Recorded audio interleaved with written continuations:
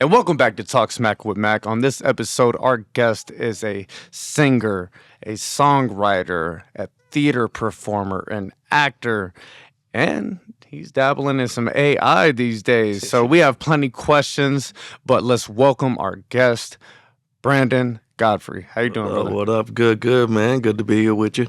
Yeah, man. We were just talking. I appreciate you showing up short notice, man. Yes, I had a rescheduling of another podcast, and you filled in the gap, and I'm very appreciative of that. But I'm very excited to talk to you a little bit and get to know how you fell in love with just entertainment. From the outside looking in, I know you perform on the Strip. Yep. Was it like on Wednesdays, right? On Wednesdays, I perform man, now. You do that. You writing songs, acting in movies and TV shows, and going to Pittsburgh and Vegas and all over the place. So, tell us, how did you get started in this industry? It started a while back, man. My mom was in a singing group back in the day, and so everywhere she would go, she would tour different places, different churches and stuff. And we were always there. She always had to drag us 4 kids with her. And so we would sit and watching them perform and entertain kind of, planted that seed in me. So by elementary school all the way up to 5th grade, it was like me on stage, me singing, me dancing. And you started early. Early, man. Like I started pretty much out the womb. It was a go because everybody in my family sings or performs or they're artists or something in the entertainment field. So from there, high school, I started doing musical theater, which I went to a predominantly white high school. Where'd you go to high school? I went to Williams High School in Burlington, North Carolina. Okay. And so it kind of opened, spread my horizons a little bit, working with people outside of my race. And I lived in the hood. So going from living in the hood to going to school with these, with my white brothers and sisters. That's a culture shock. Yeah. But it also was like a mind opener because it opened me up to musicals like Gods and Dolls, Pippin, and Broadway musicals, which had I been at a predominantly black school, I wouldn't have known about certain stuff like that. And so from there, I decided to go to college for theater with a concentration in acting. I went to a HBCU, North Carolina A&T State University. And that's where I got more cultured in black theater. So I got a mix of both worlds. And then by my sophomore year of college, I did my first professional gig, which was a Motown show at one of the dinner theaters back home. And from there, I took off, man. I never stopped. Were you nervous? Yes and no. It was weird because going to a white school, high school, I'm the black person, so I stand out. So you the token black. I'm the token black. Yeah. So it was like, oh yeah, we gotta give Brandon that role. Oh, he can sing. Oh, he can dance. Oh, we giving him that role. Then going to all black college, like everybody can do what I do in here. Mm-hmm. Like they can. It was a shock. And so I learned very early that talent only gets you so far. Very early, that talent only gets you so far because now I'm in a room full of people who look like me, mm-hmm. auditioning for the same roles as me, and it's a battle. How do you stand out? Being myself. Nobody can be you like you. I know that's right. And because I know what I bring to the table, I can bring what I bring to the table with confidence. Mm-hmm. And it's either you take it, or you leave it. You like it, or it doesn't. It doesn't fit what your vision is. but I know that this is what I do well. So I'm going to do it well. If you like it, cool. When do you know when to do you or what you envision, and when you should just take a leap and go say, forget it, I'm going to go wild with this one? Oh, man. I say if you're going to do something, do it 100%. If you're going to make a choice, make it a bold choice. I think that stands out more than anything when somebody makes a choice, but it's a direct choice. It's a bold choice. You live or die with it. Right. Yeah. If you're going to go halfway, you're iffy. Maybe I'll do it this way. Maybe I won't. You're confusing your own self. Right. But if you're going to do something, do it all out. If it works, it works. If it doesn't, maybe I shouldn't have done that. There'll be another one. Exactly. Yeah. Exactly. And so Auditions are like repetition. it is. You know, you just go in there and you say, all right, well, here's another one. Let's see what I can conjure up. Yeah. Sometimes you get an audition and you have literally one day. Mm-hmm. Hey, we need this back tomorrow at noon. Bro, it's 7 p.m. Got a whole story. Are you going to do it or not? Because there's 1,000 other people that's going to do it. I got a whole story, man. I was first time being on film because it's been theater all my life. So now I have I'm going to be a background extra on this show called What You Cooking. It's starring Bernadette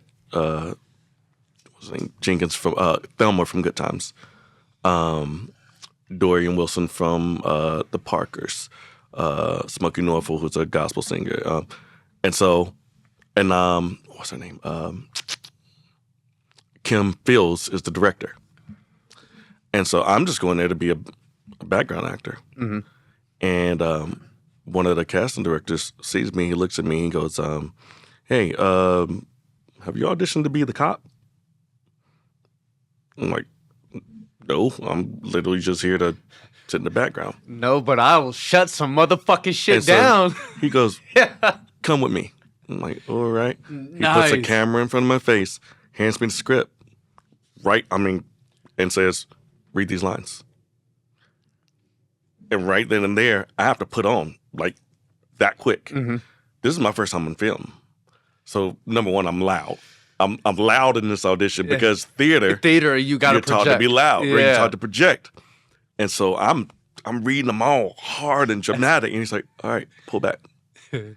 But that's good. We were always taught you can tone it down, Right.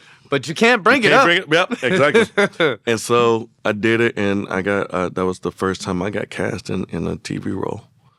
And that was the pilot episode. You think you did good? It flopped. I did what I did. In the audition, not in the role. In the audition, Uh-huh. at first I was like, I don't know what I just did. I'm just here to be a background. I mean, because it was my first time, so I'm like, this is weird. Cold Like, read, this everything. Yeah. This is weird. Mhm. Like, dude, read these lines and do what? Read the lines. He took the video to Kim Fields while on set. Mm-hmm. And he comes back and he was like, congratulations, you got the role. And I was like, what? And so then he hands me a script. He goes, this is your scene. That day, I'm learning the scene before it's time for me to shoot. And I'm about to do this scene in front of Kim Fields. Mm-hmm. I'm about to do this scene with Thelma from Good Times. I'm like, what is happening right now? Weird, but it's crazy, man. Because before that, the day before that, I was at the gas station, and I walked in to get something, and a homeless guy walks up to me, and he goes, you know, you look like a police officer. Crazy. Crazy. And then that next day, on set, they auditioned me to be the police officer. It's weird how life has those moments. Yep. It's almost like an alley-oop from Mhm. life, or like a heads up. Yep. It could be in that type of form, or it could be in the form of a lesson. It could be Yep. many different ways. But I'm about to be 32. I feel like I've been around the block at least once, so I could start to see the repeating patterns of life. And that's hella cool, man. How'd you like being a cop? It was cool. I mean, at that time, I was just happy to be there. You know what I'm saying? They put the uniform on me. Did it fit good? I fell into it. Yeah, they had wardrobe and all that. All that good every stuff. time I was a cop, my shit was baggy. They literally had a clothespin on the back. Yeah, tighten my shit up a little bit. I said, God damn it, man. Yeah, they were on point. This, like I said, this was because this is my first time. Yeah. But it was like, professional. They had the uniform. They fit me in and all that stuff. Sized me up, put the uniform on me, and it was cool because it was a comedic role. Oh, see, I want that. I want that so bad. It was a comedic cop role. And after I finished, this was the dope thing.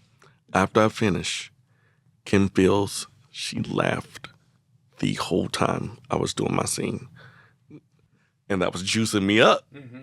You know what I'm saying? And so, I got this, motherfucker. Yeah, right. What? I was like, shit, got him. Wait, Kim, Tootie is laughing at, okay.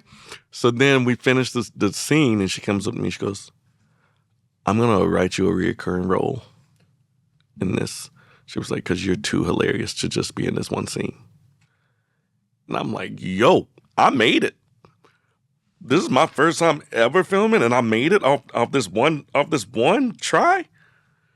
Pilot fell. It flopped. Oh no!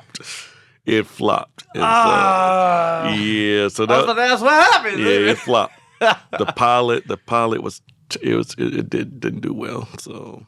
How did you feel at that moment? Because that's a roller coaster. Like you said, this is my first time on set. I was here to be an extra, and then I auditioned on the spot. Mm-hmm. I guess I did what I did. I did enough to get the role. Right. They loved me in the role. They said, I'm going to write you a reoccurring role. At that moment, you're like, can't nobody tell me shit. And I'm going to tell you. And then the lowest of the low was coming. I'm going to tell you. It was the most embarrassing thing in my life because I told talking about everybody. When I say I told everybody, I told everybody. I was chucking up deuces like, I'm up out of here. Hey, you better get my autograph now because it's just a matter of time, next baby. week, I'm up out of here. You ain't gonna see me. Man, that was the most, and that's why I say to this day. You saw what I posted today, man. Until that thing is set in stone, until I'm on set recording. But even then, how many things have you recorded in full? Mm-hmm. Never came out. Have? Man, look. Another story. This is a good story. So, and this is recent. It's recent. This is right after COVID hit. And I'm performing in the iBar at Westgate. Some guy hits me and my wife up, and he's like, yo, I saw y'all performing. I'm shooting this movie in Atlanta, and I want to put y'all in it. I want to give you one of the main roles. That always sounds so good when they say it, man. So he get on the phone with me. I'm one of the casting agents for Tyler Perry. I'm casting Sister Act 3, blah, blah, blah, blah, blah, Walker, Texas Ranger. I've directed a couple of, and it's sounding good. It's sounding good. And so we shooting, and the celebrities that he said were in the movie were there. Come to find out, this dude is a scammer. Is this the guy you were telling me about? He has been scamming churches for years, shooting whole movies, and then running off with the money. The only way we found out was a guy text. He Facebook messaged everybody in the cast individually saying, if you're working with this guy, I see you're working with this guy. Can you look him up? We look him up. This man is wanted. Wanted. Oh, damn. Nobody was doing any checks before they were giving him bread? He has scammed dozens of churches, tens of thousands of dollars. And so he walking around set with a Universal Studio jacket on with his name on the front. And he was a predator. He was preying on young girls, all the female cast. You could tell, right? It's bad. One of the girls, I don't want to call her out. She ended up buying him a Jeep. She bought him a Jeep? A whole Jeep because he started dating her. He was living in her house. We shot the movie in her house. He used each room in her house as set. This is gotcha. So he shoots, we do the premiere. That's fucked up. He does the premiere in Mexico. At the time, my wife didn't have a passport. We drove to Mexico. How many people went? So he took a set. He took a couple in one part of Mexico, and then it was the second premiere. That was the one we went to. So he took about 6 people the first time. Uh-huh. And when they came back and they told us that they were just in this little room, they had set up chairs in this little room and it was on a screen. I'd be so bad if I went to Mexico for that. We drove all the way to Mexico. All the way to Mexico and almost got stuck. Almost got stuck because this man was wanted in Mexico. Wanted in Mexico. The federales. So we're driving in front of him. The federales pull us over. We pull over because we're following him. And he comes to our car and he's like, they're saying that if you don't give us a certain amount of pesos, then we can't leave. We're all going to jail. Like, what? Come to find out, he was wanted. And in the way the federales work out there, you can pay them, and they'll let you get away. That's pretty dope. Is that dependent on the crime? I guess it's dependent on the crime. Because it's like, yeah, you just strangled 3 people.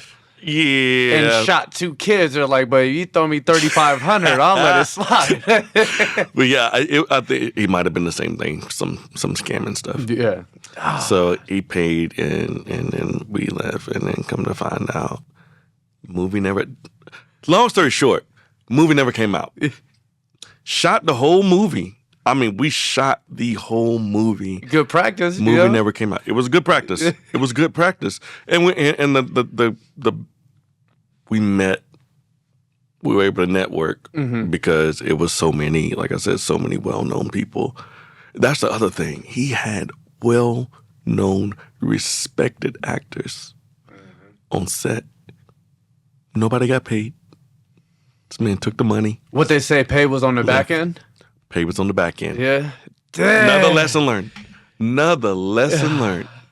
That's a cold. Another lesson learned. So the contract, for some reason, he fixed the contract to where it never came back to him, but to this made-up company. LLC? Made-up LLC? Yeah. Yeah. And we never got paid. Shot the whole movie. Never got paid. Yeah. Hey, homie slick with it. There's a whole... Homie slick with it. Speaking of podcasts, there's a whole podcast about this one guy. Of actors that he screwed. So, going the industry business is cutthroat. It's some dirty, nasty, slimy people. I feel like everywhere, but for some reason, it's highlighted in this industry. What are you willing to do to get to where you want to go? And some people take advantage of that. Yeah. When you're navigating through this career, how do you manage those moments, those ups and downs? I have my morals, man. I have my morals and I have my faith. And because I have my morals and I have my faith, there are certain things that I'm like, no matter what you're offering, no. And for me, there are boundaries that I am not willing to cross because of who Brandon is. And then there are things that Brandon is willing to do, depending on the price. But it's not going to be outside of who Brandon is.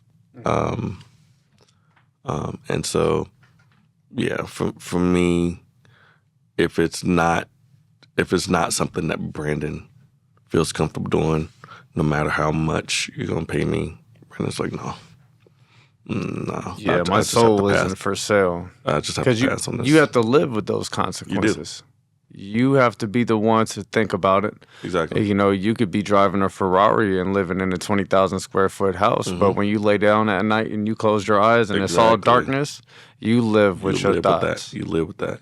I mean, look at Robin Williams, man. Great, man. Honey, hilarious. People saw, oh, he's funny. He must be happy. He must be happy. Nah. Took his own life, man, because he had to deal with the demons that other people didn't see. And I'd rather not have to deal with, I'd rather be happy whether I'm in a room by myself or whether I'm around people. I'd rather be able to say, yo, Brandon's satisfied with the choices he made. So I'd rather be living, if you want to put it this way, a B life with all of my morals intact, you know, no skeletons in my closet, than living that A-star life and living with all of this pain and regret and all of these things that I wish I could change and all the money in the world can't change. Exactly. Yeah, it can get deep. It can get deep. That dollar too, because that money speaks. Money talks, man. Money and money talks. Fame talks. Being known talks. I mean, think about it. It's social media is now based on being known. I gotta be known. I gotta be in the public eye. I gotta be known. I gotta look like I have something. Even if I don't have nothing, let me look like I have something. That algorithm, man, is a dirty mother. You know, why are we highlighting the people that's showing off jewelry? Exactly. Or the people doing stupid shit, like getting hit by cars or, you know, running up in the hood and dropping gang signs and shit in the wrong areas for a number. Or acting like you're robbing somebody. You can't do. It's the algorithm highlights that and rewards that. It's like a high. It's a high. I mean, but if you do that a few times, next thing you know, you have 500,000 followers. Not just popping, you have substantial passive income from these videos that you put out. So it's like it's you want to do that. You're enticed to do that. So it's like you said, it's a sticky game. It's sticky. It's sticky because, but here's the thing about it, man. Like you were saying, I'd rather have my morals, and I'd rather stay. You know, who was that? Martin Luther King. If you don't stand for something, you'll fall for anything. And I would much rather know that I'm standing for something. I'm standing for, you know. I said I'd never do that, so I'm not going to do that. I said, you know, I'd never give up my soul for this, so I'm never going to do that. Rather than, okay, I'm going to try to grasp at everything that's being handed to me because I want that high. I want that recognition. I want people to know who I am. I don't want people to know who I am that much. I don't. I don't want people to know who I am that much to the point where I have to do something outside of who I am to make that happen. Running in traffic, running into, like you said, a gang area, throwing up gang signs could cost you your life. So I'm gonna risk my life now. Yeah. That shit ain't worth it. It's not worth it. Yeah. So yeah, I'm good. I'm good on trying to. If I'm gonna be recognized, I'd rather be recognized for the person that stood up. You know, that I feel like that has came with life experience for you. You learning who you are and what you stand for and developing your boundaries. Oh yeah. So it leads me to think like some of these child stars, they became famous and got all of that before they could even develop oh man, a defense mechanism. So imagine how just fucked up in the head they are. Yeah. Look at you. Did you see the Nickelodeon special? Oh yeah, watch some of that. Like, But these also kids, that was a lot on the parents. That was a lot on Like the parents. you have to be an evil MFer and selfish person to say, here's my daughter, do what you want with her. Yep. I would be on set with binoculars like, man, which one of you motherfuckers What is was trying that? to touch my daughter and make her say certain things? Like, my daughter watches iCarly and Victorious and all of that stuff. And the things that some of the girls do on there they're sexualized. Yep. And I'm like, you got to be out of your fucking mind if you thought I would have allowed my daughter to do that. And you might just get your tire poked outside. You know, it wasn't me though. But like you don't do shit like that. Oh, it's funny and people are gonna like it. Exactly. Okay, but that was a child. But that's also I didn't get to do it in my childhood, so now I'm living my life through my child. That's a lot of so when people that suffer from extreme bullying or extreme insecurities mixed with bullying, and then they eventually get into a position of power, a lot of the times they abuse it. That's why you have these bad cops or judges or mean teachers or any person like that. That power gets you hungry, man, and then abusing it is easy. It is. It's one of those, okay, I couldn't do it back then, but now. Who's going to stop me? Right. Look at me now. I can tell this person to do that. I can tell my child to do this, and they'll do it because now I'm the bully. And all these hundreds of people here, nobody's going to question me. Nope. And if she doesn't want to do it, there's 1,000 other girls that will. Other girls that will. And I'm going to tell her that. So now this child, this 15-year-old, has to go home thinking, there's 1,000 other girls that could take my job. Well, it's not that bad. Exactly. And then what else? Exactly. Oh, man. It grows. It grows. And then you end up with Amanda Bynes. Oh, my God, yeah. Bless her soul, man. That was a pretty young girl. Now, I don't know if the pictures are real or not. They're real. God. They're real. I saw a picture today of her randomly, now that we bring her up. And I was like, yo, that's not Amanda the one. It's not at all. That looks like a drawing my daughter did when she was 6. It was just that's a cartoon of Amanda. Somebody cross-eyed drew that picture of her. Like, it's... Oh, man, I don't want fame. Just give me enough, like, what is the perfect balance of I'm trying to be happy doing something I love while making some good money. But I don't want to wear a hoodie and shades at Walmart. I just want to walk through that bitch. And if I have to put the shades on, I will. I will.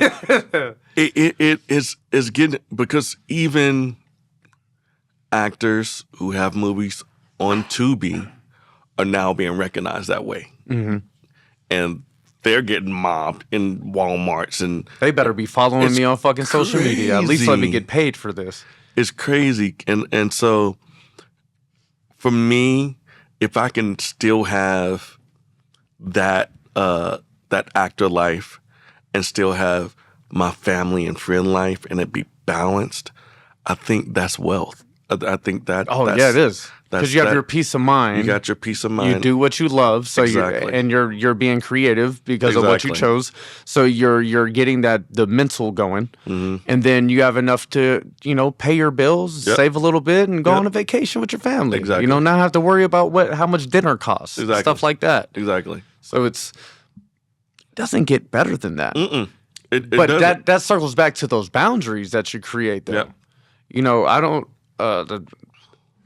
I don't really need, the big chains and the watches, and I want some, but I'm not going to go ignorant with it. Right. I've seen so many rich people. I'm not going to say rich, but people with money. Well, Tyrese, perfect example. He was on a Breakfast Club a few years back. He was like, man, everything I got on right now is fake. It's fake. He said, why it's fake? Because them $400,000 fucking earrings that I bought that happened to go missing. You do that enough times, it's like, man, fuck this. Exactly. Who's gonna question me? I'm a millionaire. Who else did that? Was that Chad? Was that Ocho Cinco? Yeah. Did the same thing. You see the car he drives? He's in this car. He drives one of the little cubes, the little mini joints. He's too tall for that. Yeah. Yeah, but he did the same thing. He was like, I'm not spending my money on all that. Why? Yeah, I do want some of it. Some of it. Yeah. Everything in moderation.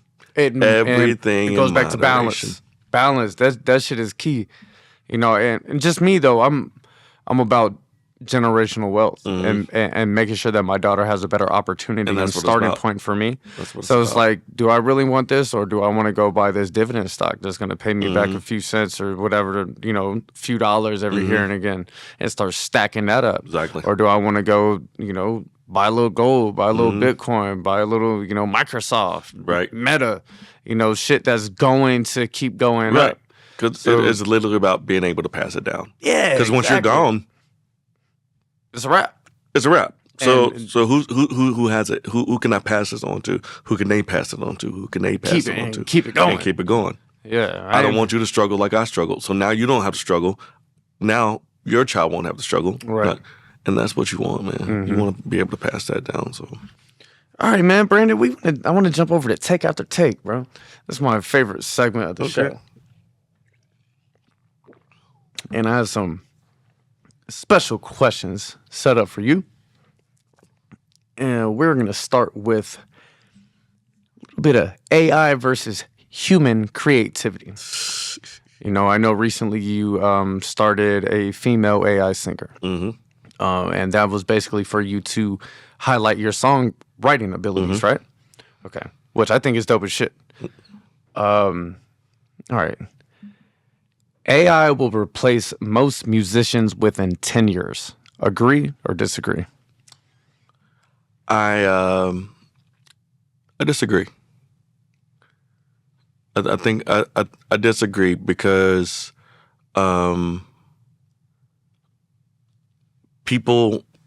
studio music is studio music. Live music is live music. There are people like me who like both.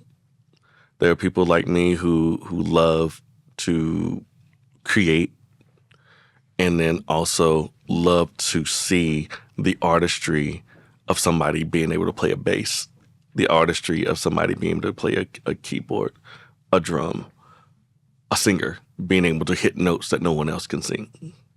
So I think there's an avenue for both. I think they should be separate. I think AI should be AI, and live music or live artists should be live artists. I don't think they should intertwine. Creativity-wise, I think that nowadays a lot of producers are using AI to help create certain sounds, certain ideas. Like they might use the AI to create a song and then say, okay, this will sound good on this live artist's voice. So now I want to pitch this song to this artist. So I don't think it'll replace, I don't think in 10 years it will replace the artistry of live musicians and live singers. It's essentially going to create its own lane. I think it'll essentially create. I hope it'll essentially create its own lane. Using AI to perform your songs is still real art. Yes or no? No. AI is AI. If that's not your voice on the track, if that's not you actually performing the track, then people will be able to tell when they say, "Okay, can you sing that song?" Hell no, you can't. No, you can't. No, you can't. And I think that's the difference with people like me who create certain songs with AI. I can also perform my songs. If I wanted to create a male AI, I can also perform my songs because I'm a singer. There are people now who are creating music who aren't singers. And it's one thing to create it. It's another thing to create it and say, yeah, that's me. That's a very big difference and great point. And a lot of people are doing it. A lot of people are doing it now. And I'm like, you clearly didn't sing that.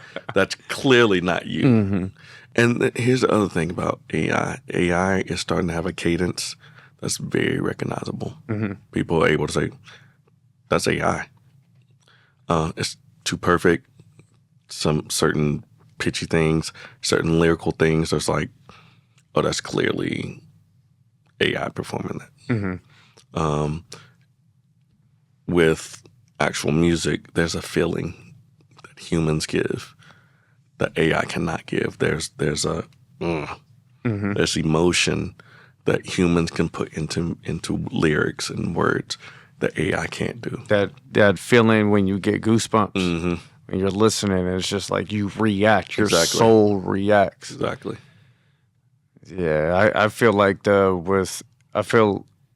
is going to peak quickly. There's definitely an avenue for many things AI, but I think it's going to peak quickly and then drop substantially and level out. Yeah, and especially because now anybody can do it. So we're gonna have even more love and affection for people that actually can. Because it's gonna be so far and few in between. Exactly. It's gonna become rare that that person you can actually sing. Really you can sing this. Yeah, that's you. Versus somebody probably put those lyrics. Yeah, you hit L1R2 005 and man, you're using semicolons. I know this is ChatGPT. Oh, ChatGPT, that's another one.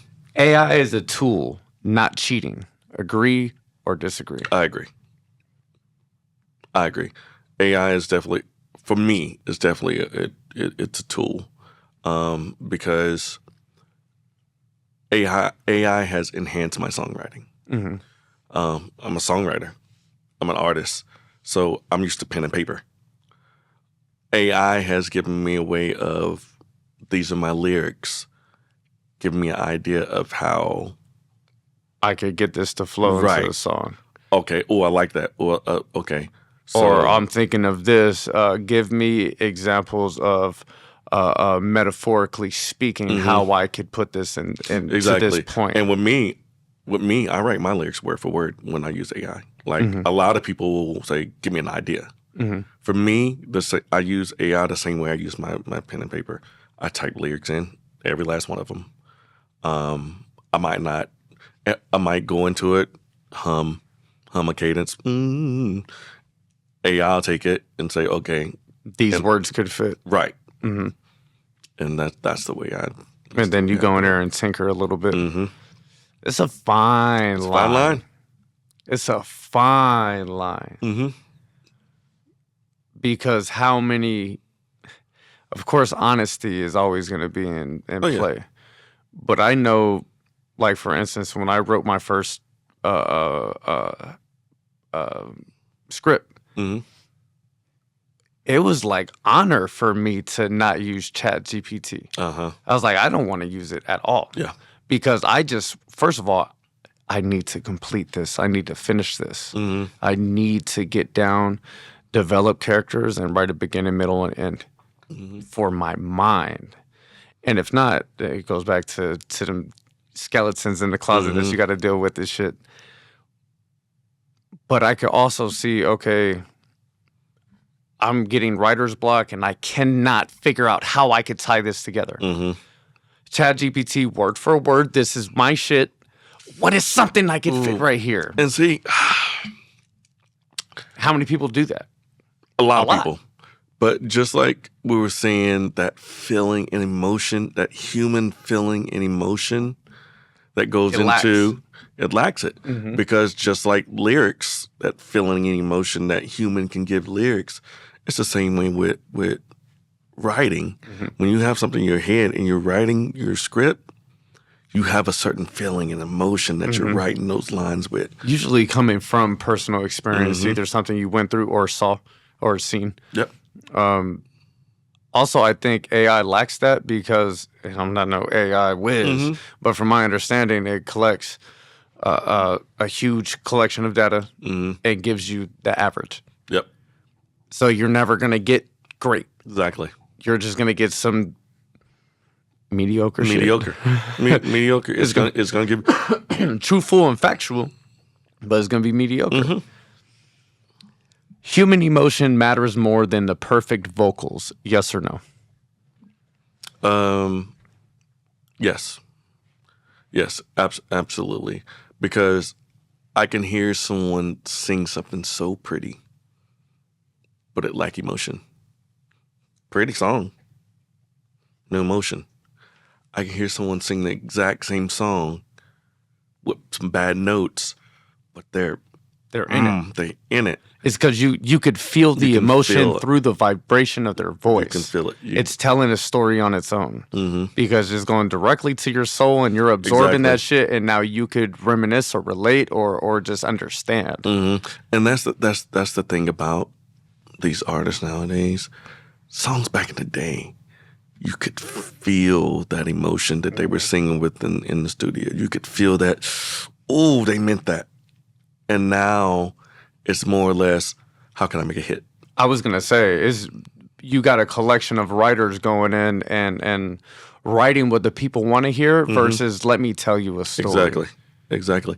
And on top of that, because of this new generation with the attention span of a 2-year-old, it's of a squirrel. It's like on caffeine. It's like songs after 2 minutes. Like they're literally making 2-minute songs now, just because the attention span is so. 3-minute songs are rare. 3-minute songs are rare. Like that hot spot is about 2:30, 2:34. Right and now, but back in the day, they hit you with 6 minutes. 2 verses, a bridge, a third verse, a vamp.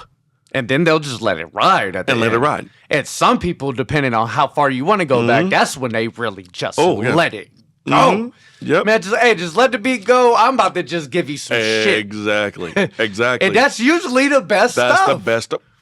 Look at Boyz II Men. Almost every Boyz II Men song has a bridge. And bridges, I don't know if you know what a bridge is, but a bridge in the middle of a song, it just takes a song somewhere else and then brings you back to that chorus. Yes. Like, they don't do that anymore. It's well, I mean, there's a lack of songwriters. I feel like some people are just going to go in. The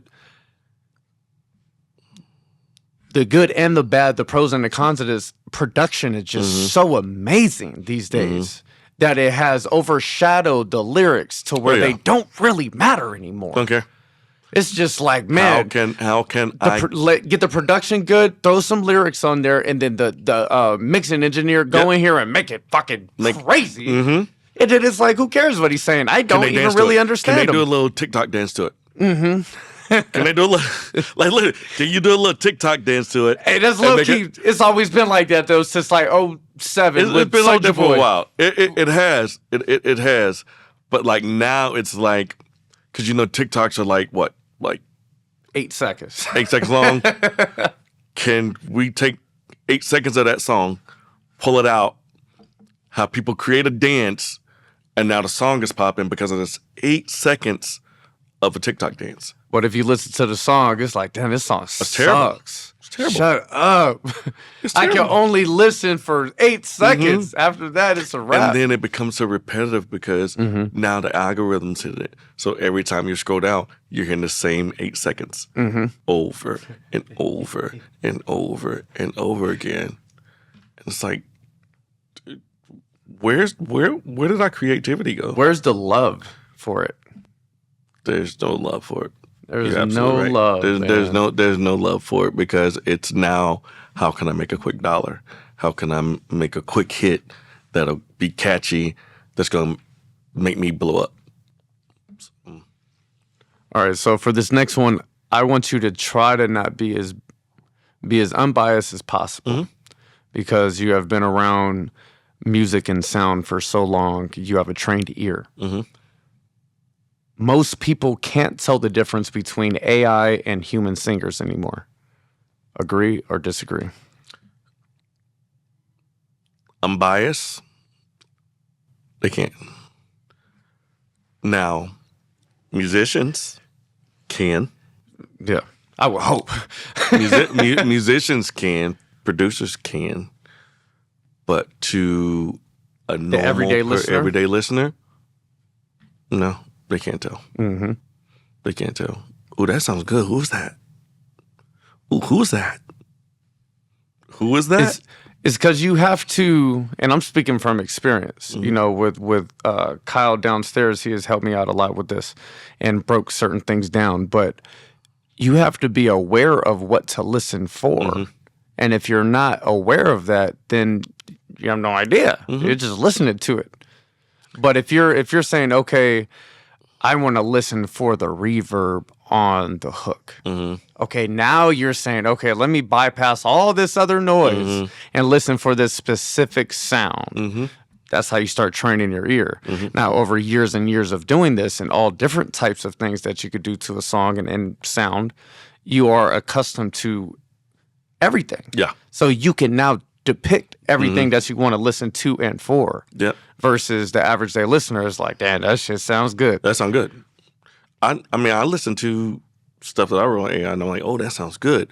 But then there's certain nuances that AI can't do. There's certain lyric-wise, there's certain lyrics that AI can't say the way you want it to say it. Wordplay. Eminem would fuck AI up. Really would. You know, like, because for me, I'm not a rapper, but if you tell me to rhyme something with the orange, I'd be like, God damn it, man, I don't know. Eminem, he would say porridge and be like, and make it work because you could bend that word in however you want. And exactly. And AI is black and white with it.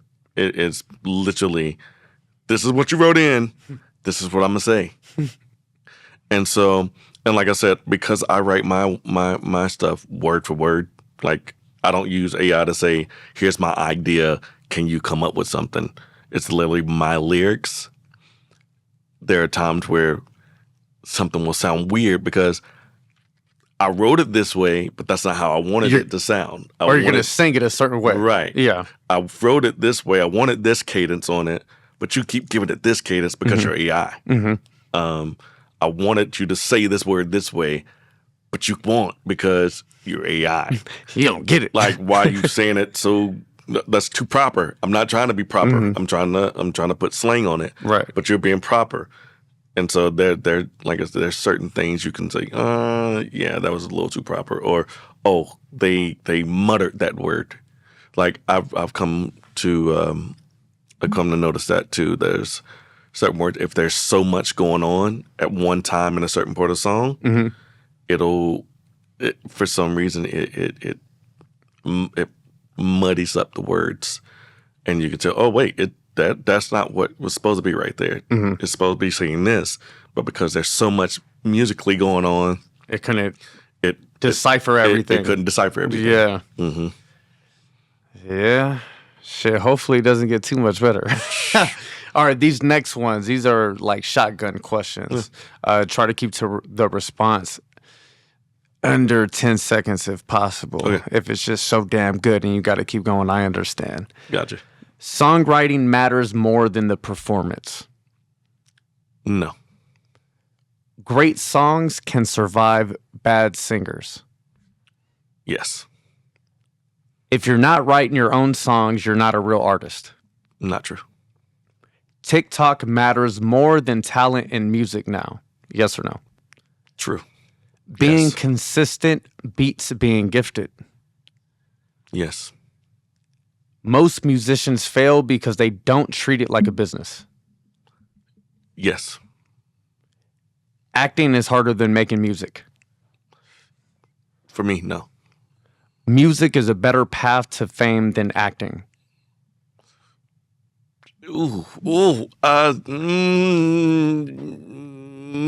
No. Actors should have multiple creative skills or they'll get left behind. Yes. Being typecast is a real career killer. No. That's a tough one. That's a tough one because there are people who have literally lived their whole acting career being the same person. The Rock, but it's Hector from Fast and the Furious. Fast and Furious. He's been Hector in every movie. 37 times, dog. Hector in every movie. He's Hector in every movie. So that's a tough one. Chris Rock. He's Chris Rock in every single movie. I don't think Chris Rock knows how to do anything else. He can't do anything else. Even in the Saw movie, he was still Chris Rock. But at the same time, Carlton from Fresh Prince of Bel-Air, he's going to always be Carlton from Fresh Prince of Bel-Air, no matter what you put him in. Mm-hmm. And if he tries to be anything else, it's like, no, that's Carlton. That's Carlton. What are you doing? Why is Carlton being a murderer? What are we doing? What? The homies, all of them from Harry Potter. Yep. They can try. But still, I don't even know Harry Potter's name. who's Harry Potter? Harry Potter. Harry Potter is the dude with the glasses, does magic. Wait, you just gave him a love interest in this? Nah, that's Harry Potter. That's What are you Harry doing? Potter, man. Where's this scar at? What- What's his cloak? just let Wingardium Leviosa this motherfucker out of here, man. Oh yeah. Oh, that's a tough one. It's tough. It's tough because some people have made it being the same character every movie, and some people, once you're stuck there, it's like, uh-oh. And how many people that do, even they're successful, but are they happy? That true. It's like, fuck, man, The Rock. me another role. I have to go stay, Can I hit go? weights and go fucking beat up another guy again. Can I get another role? No, you're The Rock. Don't try to be anything. You're losing weight to play this role. Stop it. If you're waiting for permission, you already lost. Yes. All right, I got a couple more up here. Whew. The Mist has a more brutal ending than Seven. Ooh.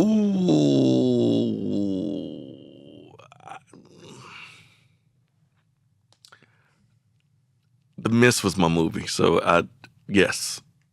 The Mist was because I'm a Walking Dead fanatic, And it's like 4 and they're 5 of the they're all whole in cast. there. They're all in there, and I didn't even realize it until Until I went back. after I went back. I went back. Yeah. and was like, "Yo, that's Walking Dead. That's Yeah. all Walking Dead characters." So I'm kind of biased to The Mist. So yeah, I mean, 7, you go through all of this to catch a killer, to drive to the desert to find your wife's head in a box.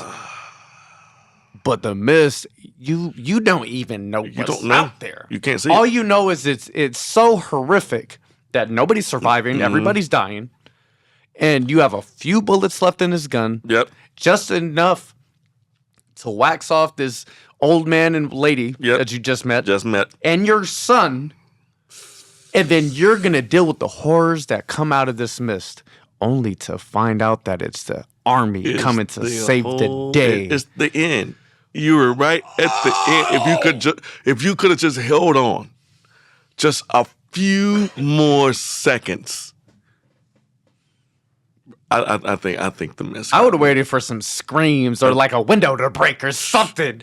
The thing about it is, I would have been hesitant anyway. Like, can I do this? I don't know if I can. I could have killed the old man, but everybody else would have been tough. A bad ending ruins a movie forever.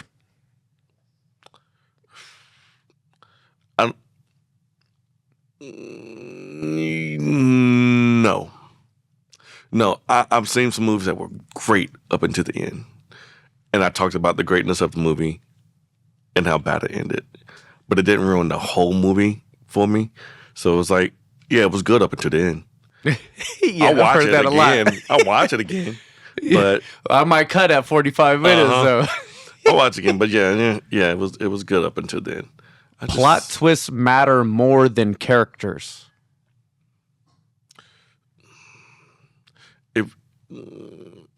No. If you don't have a character to drive, if you don't have characters driving the storyline, plot twists don't even matter. The ending is more important than the beginning. Ooh, I think they're equal. But like we just said, I can watch a whole movie. I've watched a whole movie that was good all the way up until the end. And it was like, oh, that was terrible. So I think the way you keep a person's attention from the beginning can get you to the end. So most mind-bending endings are actually overrated. I don't think so. I like walking out of the movie theater saying, yo, I'm going home and I'm thinking like anything that's Jordan Peele. I like leaving the theater going, yo, what did this mean? What did this mean? What did this mean? What did this mean? All right. Even though I just watched him. He was only executive producer. He was only executive producer. Yeah. Him was good, but it was just like the whole time it was like, what the fuck is happening? What's going on? It's like, I like the colors. I like the intensity. The acting is good. Mm-hmm. What the fuck is going on right now? And it took me a minute because I understood the spiritual aspect of it because it was the whole, what are you willing to do for the price of fame? Right. What are you willing to sacrifice? Right. But it's just, certain stuff was just Did it need to be longer? Like certain things, it just jumped to some shit. And it's like, what? How did we get here? Have you looked? There edited scenes. There are cut scenes that had they kept them in the movie, it would have flowed better. It would have flowed better. See, and how much of that is directly correlated to the TikTok brains? Yep. 2 minutes. Hey man, this movie's going to be 2 hours and 4 minutes, but we need it to tell the story. No, we need an hour 30 minutes. Exactly. If you want $100 million, you're going to make it to hour 30 minutes, and I don't give a fuck about anything else. Exactly. Make it happen, or we're not for you. Exactly. Looks like we're cutting 43 minutes out of this thing. Where are we going to get at? Well, we're going to kind of filler, but it tells everything. Man, fuck it. Just skip to the crazy stuff. Let's cut everything that made sense, and then just stay crazy the whole time. Yeah. Yeah. That's tough, man. Yeah. And then you have movies like Avatar where it's like, man, fuck you. You're going to watch this whole thing. But here's the thing about Avatar. It's so beautiful to watch. It's so pretty. It's like, if you just watch it one time and just focus on the left side of the screen, you could watch it the next time and just focus on the right, and you'll catch so much more shit. Yep. And here's my trick to Avatar, because it's so long. I like to go see Avatar in the moving seats. Oh, yeah. Keep you awake. Just doing this Take you on a journey. You're on a roller coaster ride the whole time. So, yeah. You a horror fan? I'm a big horror fan. All right. I'm going to hit you with a few horror questions. Hereditary is scarier than any Conjuring movie. I'm a Conjuring fanatic. And I collect them. So, yeah, I'm biased to Conjuring. Best Conjuring movie is number 2. Yes. Modern horror relies on shock because it can't build tension. Modern, yeah. Yeah. The original is always better than the remake. Oh, God, yeah. Psychological horror is better than slasher horror. Ooh.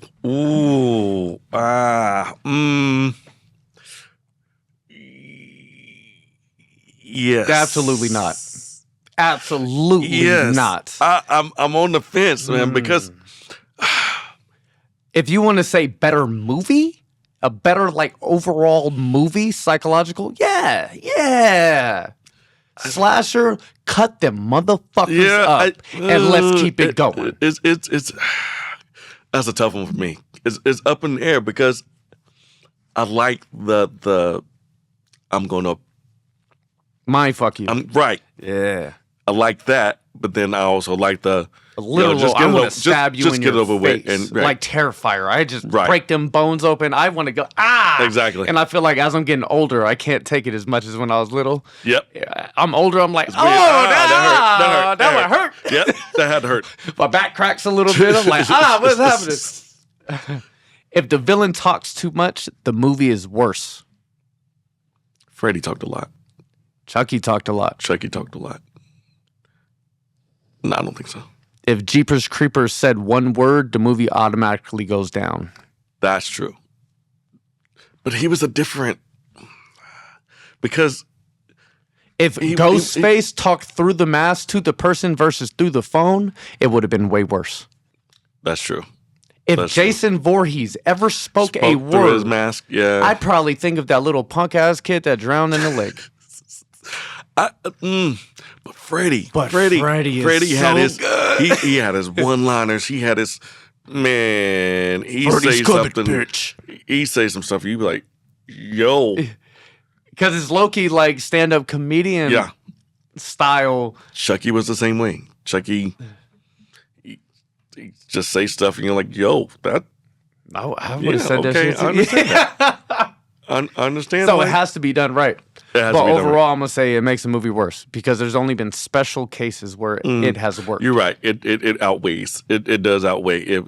It's probably those are only two, really. Yeah. I can't think of anybody else that I'd be like, yo, that's iconic. If he had some speaking lines, if Jason has some speaking lines, that would be great. Like imagine if Jigsaw walked in with a big mask or something and read and just spoke to the people instead of the recorder. Yeah. It would have been a completely different tone. That's very true. Tom Cruise is the last real movie star.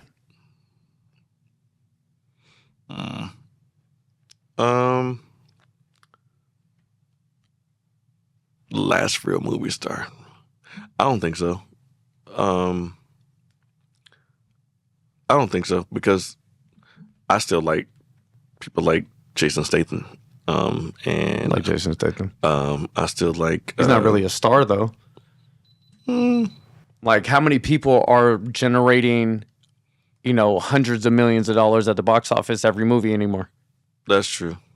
The Rock, for Christ's sakes, just dropped Smashing Machine, which was arguably his greatest acting performance, and I think it made $10 million. Make money. It didn't even make its budget back, but it's winning awards. It didn't make money at all. Would you consider Denzel? Not anymore. Denzel's not a pool like he used to be. That's true too. That's true. You might be onto something with that. It's Tom because Cruise might be these days movie stars are a thing of the past because people are more inclined to follow their YouTube star. Yeah. Their TikTok star.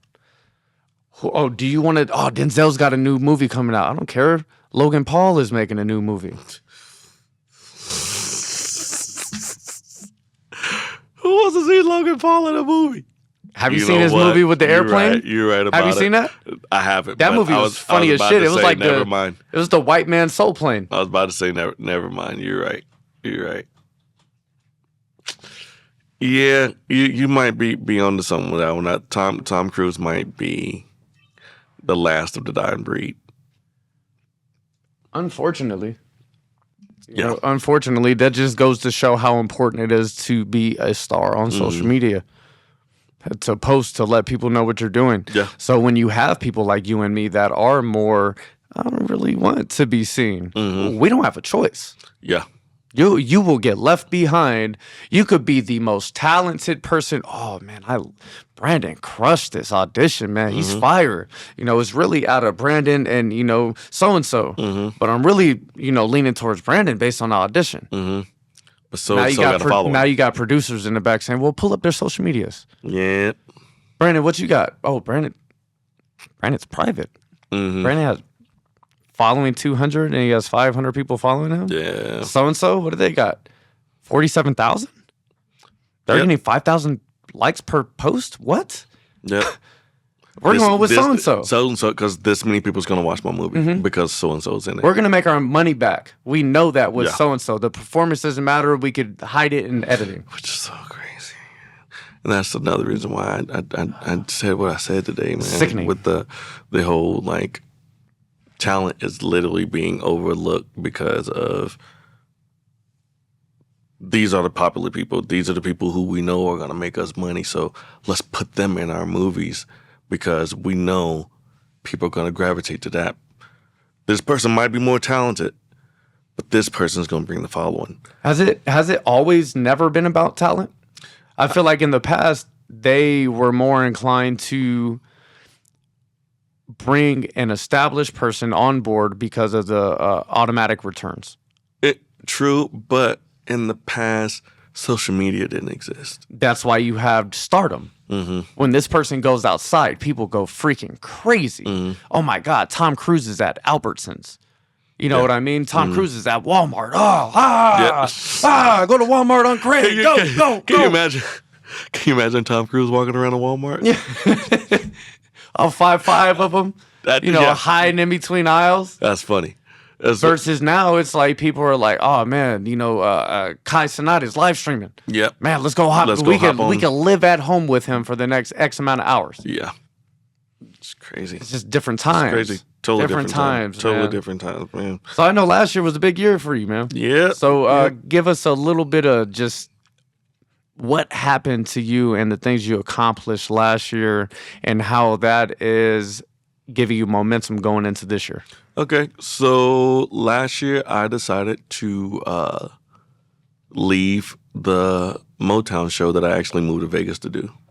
I wanted to concentrate. My bad. Where were you doing that? At Westgate. Same place. Oh, Westgate, same spot? Same spot. Oh, nice. Same How spot. long were you doing that? 5 years. Nice. That's fucking so cool. I moved here to do it, and then last year I decided, you know what? Music is cool. I like performing, but my passion is film. Like I really want to get into film. So right at the end of 24 was when I shot with TPN, with Bobby and Renee. I shot Mistress for Hire. Small role, the lawyer in the beginning. And that really I was an attorney in that. You were. Yeah, Yep. yeah. That was before I met you, too. But yeah, and it gave me that oomph, like that, oh, this is what this feels like. I totally forgot what this feels like.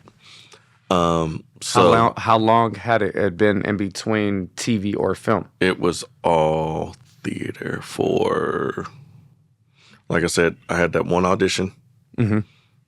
So it was that one pilot? That one pilot. Okay. And that was in 2000, I want to say 11. Then it was... Damn. And then it was all theater. I was on the Broadway International Tour of Sister Act. So I was in Asia for a year touring. That's hella cool. Yeah. And I did children's theater. So I toured almost every state in the United States just doing children's theater. Then I worked at a bunch of different other theaters. So it was just all theater. And so when I got here, it was theater. And a friend of mine who I went to college with just happened to mention Bobby and Renee. I got friends who just moved to Vegas. You should audition for them. And that's how I ended up auditioning for Mistress for Hire. Been in every movie ever since. Close to. So that was my first time working with them. So, you know, it was like, I want to get my feet wet, see what it's like. And, you know, they so cool that I did it. And then fast forward to me auditioning for something else for them. And they told me, did Vegas Vixen. I forgot about Vegas Vixen. Did Vegas Vixen. And I auditioned for something else, and I didn't get the part. But then they called me, and I was on my way to go do extra work for Mayor of Kingstown. And they called me, and they said, we didn't give you this role because we felt that it was too, I won't say, they said too small for you, because we got something bigger planned for you. We're writing this, we have this movie called Blood Pact coming out, and we think you'd be great in it. We want you to be the lead. Can you send blah, blah, blah, blah, blah, headshot, resume, and can you do this scene? Can you record yourself doing this scene? I did that, and then right away they were like, okay. And so that's last year. That's how last year started for me. And that's how I ended up with Blood Pact, which kind of blew up. Blood Pact was doing great. Blood Pact kind of blew up. It was most popular for months. Yeah, months, and it's still, you know, people still posting about it, which is pretty cool. People loved how you were nice to me in that movie. Yeah, I'll try to you. I had to say, you ain't shit. I just realized that. Hey, look, I had this on at school, right? When you texted me, I said, yo, I'm wearing the same sweatshirt that I chopped him up in. That's one of the signs. Remember what we was talking about before? That's one of the life things. Yep. That's a trip. So, and fuck you. Hey man, you died real good, man. I did. No, it did look good. No, all jokes aside, that's a dope scene. Yeah, dope scene, and like that was my first day of filming too. That was first.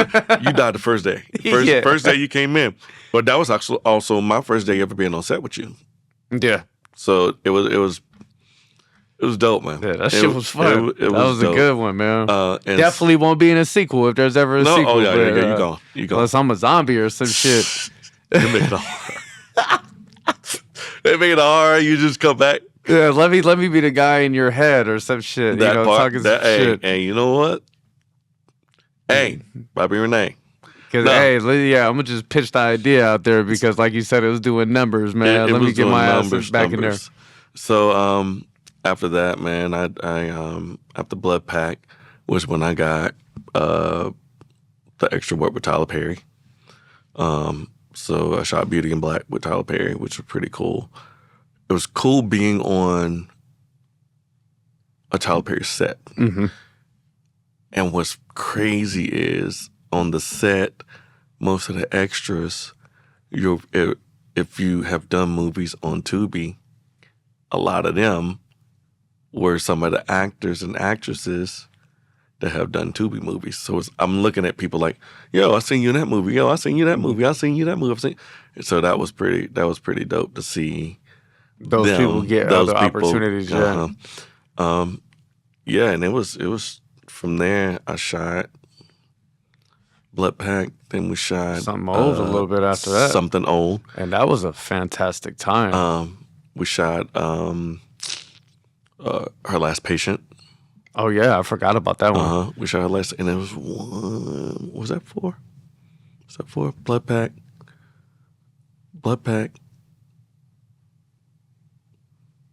Her Last Patient. Something old, and it's another one. It's Wonderful gotta be Life? one more. Was you in that? More. No. I know Something old was the just last the one four. we shot. That's the thing. Because you've been working. Because I've been working, Yeah. so it's hard to. So remember. how can you take that momentum and keep that going forward into 2026? I think connections is number one. The ones you've already established and how you grow upon. people you've been on set with who are also working now know your work ethic. Mm-hmm. People who've now seen your stuff on Prime, on Tubi, now can say, "Oh, I've seen that guy. Mm-hmm. I've seen his work." And it's a matter of just pushing your work out there. I take the opportunity to, every time I do something new, like okay, now I can update my reel. I can update my reel with this. I can update my reel with this, and keeping it fresh, man. So I think that now that I have more stuff out there, You got diversity with different people in Right. different parts of the country, all of that stuff, which I would assume is pretty enticing for Yeah. people. Hey, you were on this set? That means you work with so-and-so? Oh, so now that equates to Exactly. I could trust this person. exactly. Right place, right time, right uniform, and to perform. It's been this year, man. And this is for all of us, man. I really want all of us to take that next step. I love Bobby and Renee. I love the People's Network, and I love them for the opportunities they provide for us. But even they will tell you that they do it so it will open doors for other stuff for everybody. us to do. Right. Yeah. That's the thing. If one of us wins, we all win. Exactly. Because it's that trickle down. Right. Like you said, if you go and you star and Tyler Perry hits you up, he's like, shit, Brandon, I want you to be in a supporting role in my next joint. Well, all right, everybody that views it, oh, shit, man, I fuck with this dude. What's his name? Yeah. Oh, Brandon, shit, let me go check out his shit. Now that trickles down to all the other stuff. Everybody else, yeah. Oh, man, Blood Pack, damn, that white boy there, he chopped up. Exactly. Man, he has some attitude on him. He Exactly. brought some emotion. Shit, let me go check him out. Yes, sir. So Yes, sir. that's the beauty about all of us busting our butts and working towards where we're going. Because at this point, we know the ones. Right.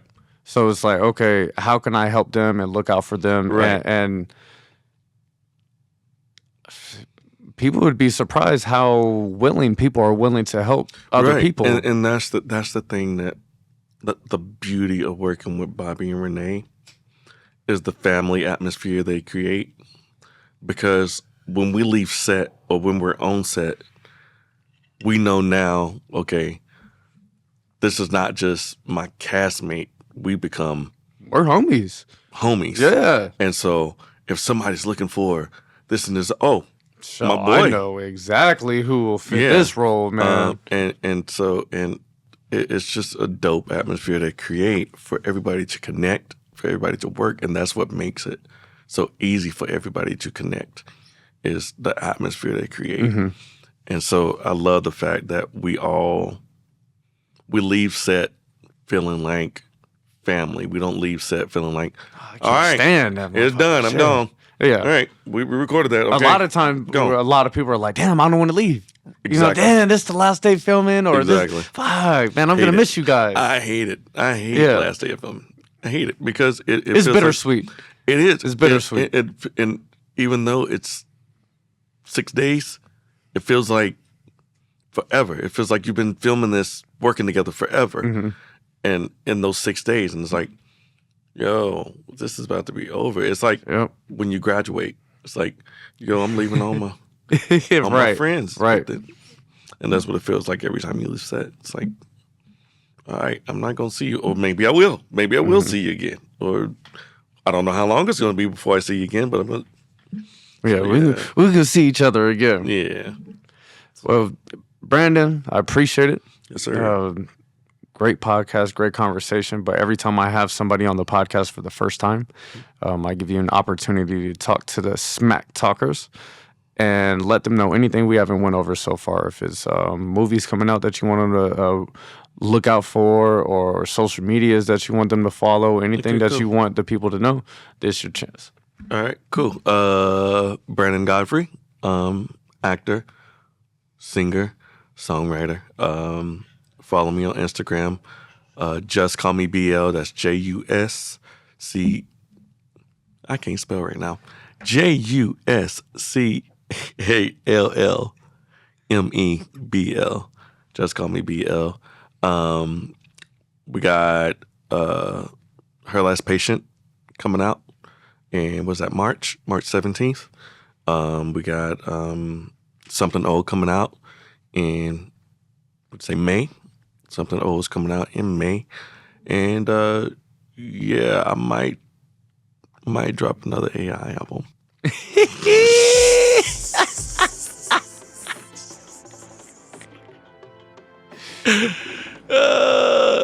I might, just to make some people mad. Well, man, again, I appreciate it. That sums it up for this episode of Talk Smack with Mac. We out. Yes, sir.